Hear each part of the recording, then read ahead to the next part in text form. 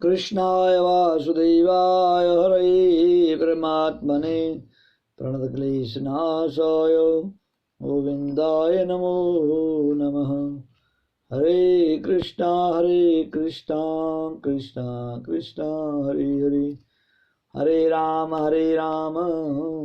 राम राम हरे हरे। आइए माघ मातम्य 28वां अध्याय। वशिष्ठ जी कहते हैं, हे राजन दिलीप, अछोद सरोवर में सब लोग स्नान करके संतुष्ट होकर सुखपूर्वक उस स्थान पर पहुंचे। तब लोग महर्षि बोले, संसार के इस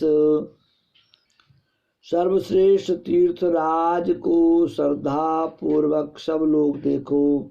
यह वही यज्ञ की वेदी तथा यजमान का स्थान है। ये 3 कुंड हैं, इनमें अग्नि जल रही है। यहाँ पर सबकी तृप्ति होती है। 33 करोड़ देवता संतुष्ट होकर आदर पूर्वक यहाँ पर वास करते हैं तथा स्वादिष्ट पर्याप्त सोम धारा पीते हैं। यहाँ पर त्रिशूलधारी महादेव जी प्रकट हुए थे।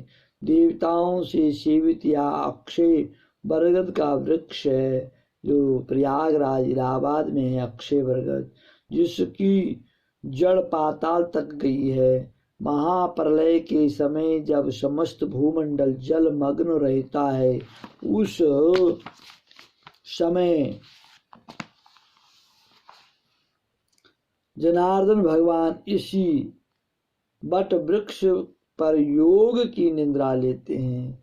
महादेव जी की अति प्रिय भगवती भागीरथी, जिसका सेवन सिद्ध लोग सिद्धि तथा मुक्ति प्राप्ति के लिए करते हैं, यही पर भ्रमण करती रहती है और इसका जल पीकर मनुष्य मुक्त होते हैं। हे मुनि, गंगा यमुना का संगम बड़ी पुण्य से प्राप्त होता है। इसमें स्नान करने से मनुष्य जन्म मृत्यु से छूटकर ज्ञान प्राप्त कर जाता है।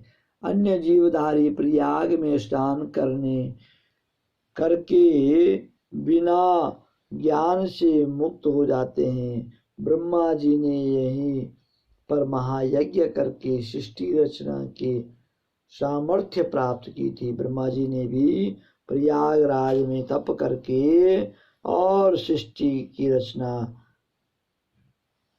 के लिए समर्थवान हुए थे।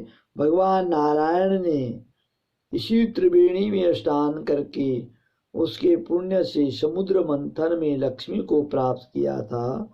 त्रिशूलधारी महादेव जी ने त्रिपुर दैत्य का संहार यहीं पर किया था। प्राचीन काल में इंद्र के शाप व स्वर्ग से निकाली गई उर्वशी को यहाँ पर स्नान करने से शीघ्र पुनः स्वर्ग मिला। और नहुष कुल के राजा ययाति ने वंशधर पुत्र को प्राप्त किया था। हे द्विजश्रेष्ठ, प्रयाग के पुण्य संगम में पुत्र चाहने वाले को पुत्र की प्राप्ति होती है। श्रद्धा पूर्वक स्नान करना चाहिए। जिसको जो चाहिए वह प्रयागराज जी अपने भक्तों की मनोकामना पूर्ण करते हैं। प्राचीन काल में इंद्र ने यहीं पर स्नान करके अपनी माया से कुबेर के धन को पाया था। नर और नारायण ने यहीं पर हजारों वर्ष निराहार रहकर उत्तम धर्म किया था। शिव की आराधना में तत्पर कश्यप ऋषि ने यहीं पर तप किया। इस तीर्थ में तप करके भारद्वाज, कश्यप आदि 7 ऋषियों ने सप्त ऋषि का उत्तम पद प्राप्त किया। हे ब्राह्मण, प्राचीन काल में इसी क्षेत्र में आत्म तत्व ज्ञानी सनकादि ऋषियों ने योग सिद्धि प्राप्त की थी। गंगा यमुना के संगम में स्नान करने से सब पाप छूट जाते हैं। मुक्ति को पाने वाले पुत्र तथा कन्या सब हमारे कहे अनुसार इस गंगा यमुना के संगम में स्नान करो। त्रिवेणी के जल में स्नान करने से तुम्हारे पहले किए हुए सब पाप नष्ट हो जाएंगे तथा इसके महाफल से संपूर्ण वैभव प्राप्त करोगे। ऋषि के सत्य वचन सुन करके ये सब श्रद्धा पूर्वक प्रयाग में स्नान करते ही 50 योनि से मुक्त होकर अपने वास्तविक शरीर को प्राप्त हो गए। वेदनिधि ने अपने पुत्र तथा दिव्य रूप वाली अति सुंदर कन्याओं को देखकर प्रसन्न चित्त लोमस ऋषि ने कहा, हे महर्षि, आपके अनुग्रह से ही ये सब पाप से मुक्त हुए। अब इन बालकों का योग्य धर्म उपदेश कीजिए। लोमस ऋषि ने कहा, इस युवा कुमार ने वेदों का अध्ययन समाप्त कर लिया है। मैं प्रीतिपूर्वक कहता हूँ कि इनके कर कमल को ग्रहण करें। तब लोमस ऋषि तथा अपने पिता की आज्ञा से उस ब्रह्मचारी ने वेद मंत्रों तथा ऋषियों से मंगलाचरण पूर्वक धार्मिक विधि के अनुसार उन 5 कन्याओं का पाणी ग्रहण विवाह किया। उन कन्याओं के मनोरथ पूर्ण होने से वे सब अत्यंत प्रसन्न हुई, साथ ही कुमार भी अत्यंत संतुष्ट हुआ। तत्पश्चात लोमस ऋषि अभिवादन पाकर देवताओं से सेवित मेरु पर्वत पर चले गए। तब हे राजन, वेदनिधि प्रसन्न चित्त अपने पुत्र तथा 5 बहुओं को साथ लेकर कुबेर के नगर को गए। ये सूत जी के पुत्र, इस पवित्र कथा को सुनकर दूसरों को धोखा देने वाला वंचक, पिता द्रोही, गुरु पत्नी से रत कन्या की बिक्री करने वाला ब्राह्मण एवं विष्णुद्रोही आदि शुद्धि को प्राप्त होते हैं। जो बड़े बड़े पापचारी दुष्ट होते हैं वे भी माघ मातम्य श्रवण करने से प्रयागराज में संगम गंगा यमुना सरस्वती के संगम में स्नान करने से पवित्र हो जाते हैं। यह तीर्थ मन चाह फल तथा मोक्ष देने वाला है। जिनकी श्रद्धा न हो उनसे यह कथा नहीं कहनी चाहिए, और जो भगवान के प्रति श्रद्धा नहीं रखते हैं, धर्म के प्रति जिनकी श्रद्धा नहीं है, ऐसे लोगों को यह कथा नहीं सुनानी चाहिए। अर्थात यह गोपनीय अति गोपनीय कथा है। यह ज्ञानवान श्रद्धावान लोगों को ही सुनानी चाहिए।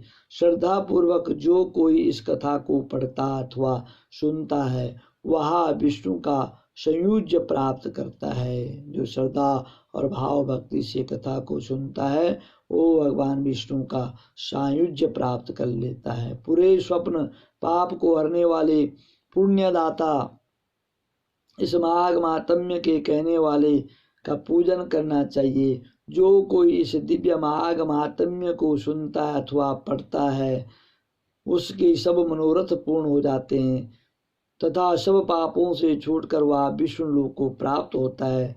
धर्महीन के लिए यह दुर्लभ है। इसको सबसे पहले ब्रह्मा जी ने वशिष्ठ मुनि से कहा था। जो माघ मातम्य है सबसे पहले ब्रह्मा जी ने वशिष्ठ ऋषि को सुनाया था, उसी को दत्तात्रेय जी ने कहा, फिर वशिष्ठ जी ने राजा दिलीप को कहा, और